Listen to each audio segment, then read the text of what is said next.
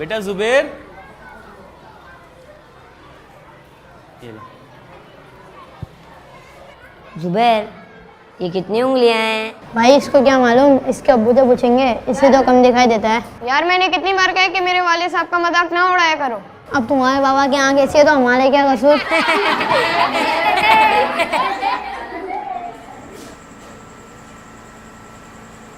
अब्बू मैंने आपको कितनी दफ़ा कहा है कि मेरी क्लास की तरफ ना आया करें। सब दोस्त मेरा मजाक उड़ाते हैं कि तुम्हारे वालिद की एक आंख नहीं है, और ये मुझे बिल्कुल अच्छा नहीं लगता कि कोई आपका मजाक उड़ाए। बस इतनी सी बात है। ठीक है बेटा, आइंदा नहीं आएंगे।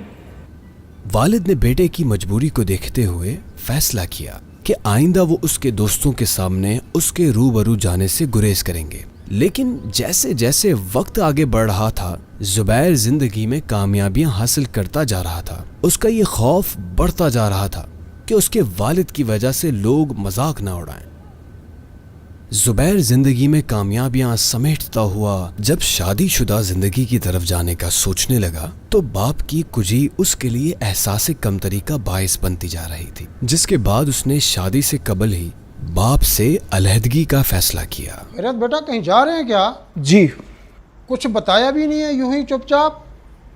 जिंदगी के सफ़र की शुरुआत है, अभी मुझे बहुत कुछ करना है, शादी करनी है, इसलिए मैंने फ़ैसला किया है कि मैं अलग रहूँगा। आपको किसी चीज़ की ज़रूरत हो तो बता दीजिएगा। नहीं बेटा, मुझे आपकी कामयाबी चाहिए, जहां भी रहें आप खुश रहें। जुबैर ने वालिद से अलहदगी के बाद शादी कर ली। कुदरत ने उसे औलाद की नेमत से नवाजा। उसके पास घर, बीवी, बच्चे सब कुछ था। वो नफ्सियाती तौर पर बाप के बगैर जिंदगी को कबूल कर चुका था।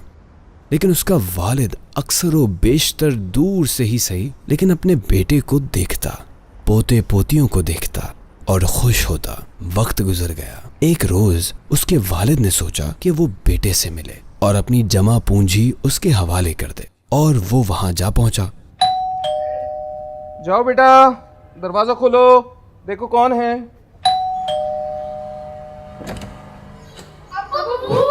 क्या हुआ? माजरत बेटा। क्यों डर रहे हो? भाई जिन बाबा है, इनने वापसी भेजा में डर लग रहा है। 100 बार कहा है कि मत आया करें यहाँ पे। माफ करना बेटा। माफ आप मुझे कर दें, हाथ जोड़ता हूँ मैं आपके। दिल ना दुखाना कभी भी इनका, इनकी रिज़ा में रब की रिज़ा है। थक गया, आओ थोड़ी देर आराम कर लेते हैं।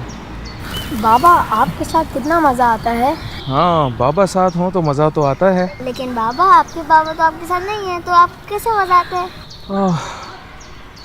मज़ा तो नहीं आता, लेकिन कभी कभार कोई मजबूरी। कैसी मजबूरी बाबा? तुम्हें मेरे बाबा से मिलना है? जी जी जी हम। चलो आज मैं आपको अपने बाबा और आपके दादा जान से मिलवाता हूँ। चलो।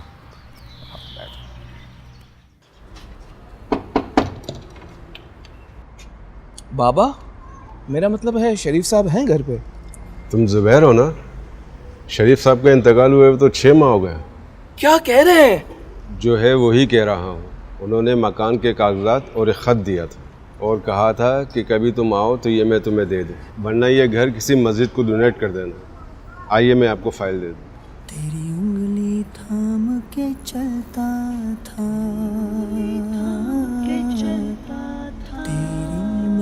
अस्सलामुअलैकुम वरहमतुल्लाहि वबरकातुहू। उम्मीद है तुम ठीक होगे। मैंने निहायत मुश्किल हालात में तुम्हें पढ़ाया और तुम्हारे लिए बड़ा आदमी बनने का ख्वाब देखा। मेरी एक आंख का होना तुम्हारे लिए हमेशा बाइस शर्मिंदगी रहा। मैंने जानकर भी कभी तुम्हें बताया। तुम छोटे थे, तुम्हें कैंसर हो गया था, तुम अस्पताल में एडमिट थे। मैं तुम्हारे ऑपरेशन की फीस लेकर, जो मेरी जमा पूंजी थी, लेकर अस्पताल की तरफ आ रहा था कि मेरा एक्सीडेंट हो गया और मेरी आंख में चोट आई। मुझे एम्बुलेंस के जरिए अस्पताल पहुंचाया गया। डॉक्टर ने कहा तुम्हारी आंख का ऑपरेशन करना पड़ेगा, वरना तुम्हारी आंख जाया हो जाएगी। मेरे पास 2 रास्ते थे, या तो मैं तुम्हारी जिंदगी बचाता या अपनी आंख। मैंने तुम्हारी जिंदगी को बचाने का फैसला किया। मैं खुश हूँ कि तुम आज कामयाब इंसान हो और तुमने अपनी जिंदगी को रायगा नहीं होने दिया, बल्कि पढ़ लिख कर खुद को और अपने बीवी बच्चों को अच्छी तरह संभाल लिया। रशीद भाई को मकान के कागजात दे रहा हूँ, चाहो तो रख लेना, चाहो तो इसे बेचकर इसका पैसा अल्लाह के घर की तामीर के लिए वक्फ कर देना। फकत तुम्हारा वालिद।